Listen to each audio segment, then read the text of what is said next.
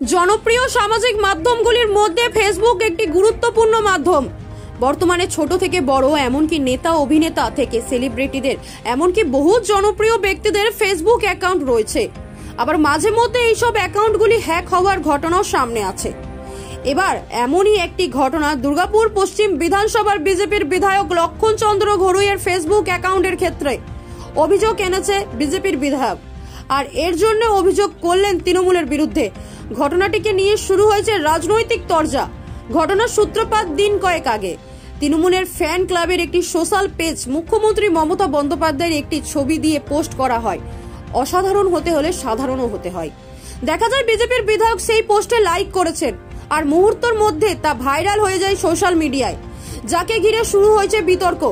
বিজেপির বিধায়কের দাবি, এই লাইক তার দেওয়া নয়, তৃণমূল তার ফেসবুক অ্যাকাউন্ট হ্যাক করে এইসব করে তাকে ফাঁসানোর চেষ্টা করছে, রটানোর চেষ্টা হচ্ছে। বিজেপি ছেড়ে বিধায়ক তৃণমূলে যোগদান দিচ্ছে, তবে এর বিরুদ্ধে তিনি আইনি পথে হাঁটবেন বলে জানান। কিন্তু বিজেপির বিধায়ক সমস্ত অভিযোগ ভিত্তিহীন, পাল্টা দাবি তৃণমূলের। এটা সম্পূর্ণ অনৈতিকভাবে তৃণমূল নেতারা আমার ফেসবুককে হ্যাক করা হয়েছে আমার কালিকামালিপ্ত করার জন্য। বহুবারও করেছেন, লক্ষণমণি তৃণমূল যোগদান করছেন। এইভাবে ফেসবুক হ্যাক করে এই জঘন্য যারা কাজ করেছেন তার বিরুদ্ধে আমি থানায় এফআইআর করব, এবং আমি এখনই তার ফেসবুকে চেষ্টা করেছি, কালকে বলেছি। কিন্তু কারা করেছেন, কেন করলেন, কী কারণে করলেন, তারা বুঝতে পারছেন না যে লক্ষণমণি ঘর থেকে এসছেন, তার পরিচয় কি, যে কোন জায়গাতে এসছেন। তারা চেষ্টা করলেও কোনো লাভ হবে না। তৃণমূল এটাই কালচার, তারা বিভিন্ন মিথ্যা কথা বলে ফেসবুক হ্যাক করে এটা যা করেছে জঘন্য কাজ, তার বিরুদ্ধে থানায় এফআইআর করছি এবং এই প্রতিবাদ জানাচ্ছি, ধিক্কার জানাচ্ছি। মোটেই কাম্য ছিল না তা করেছেন, এর জন্য তাদেরকে শাস্তি পেতে হবে। বিচারের জন্য আমি আশা করব।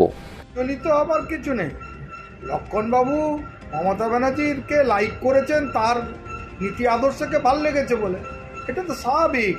আজকে যিনি তৃণমূলে আছেন কাল তিনি বিজেপিতে যাবেন, কালকে যিনি বিজেপিতে আছেন তিনি তারপর দিন তৃণমূলে।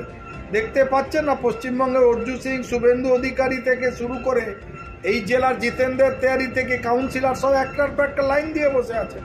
স্বভাবত এই নিয়ে পিছনে যাবে, দুজনেরই জানবেন গডফাদার একটাই, চালাচ্ছেন RSS এর মোহন ভগবান। ভোট এলেই এরা মন্দির মসজিদ হিন্দু মুসলিম করবে, ভোট পেরিয়ে গেলে আবার মিলেমিশে একাকার এলোমেলো করে দে মা লুটে পুটে খায়, এই রাজনীতি স্বভাবতই। এ নিয়ে আমরা কোনো বিচলিত নই। দুজনই দেখবেন দুজনাকে লাইক মারছেন, আর দুজনই দেখবেন গোপনে রাতের অন্ধকারে এরা ওকে ফোন করে বেড়ায়।